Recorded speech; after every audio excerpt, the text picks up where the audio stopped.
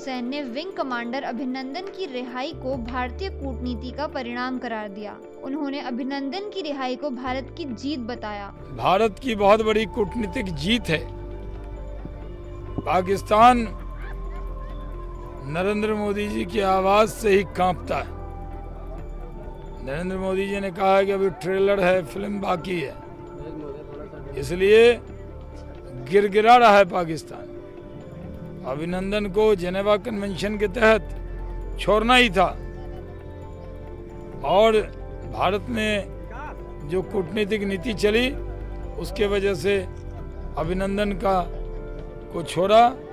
भारत के लोग अभिनंदन का भारत के अंदर हार्दिक अभिनंदन करते हैं अपने जांबाज पायलट का, जिसने पाकिस्तान के F-16 को मार गिराया। भागलपुर भाजपा कार्यकर्ताओं ने बाइक रैली निकाली, जिसमें भाजपा के राष्ट्रीय प्रवक्ता शाहनवाज हुसैन, जिला भाजपा अध्यक्ष रोहित पांडे सहित सैकड़ों लोगों ने बाइक रैली में हिस्सा लिया।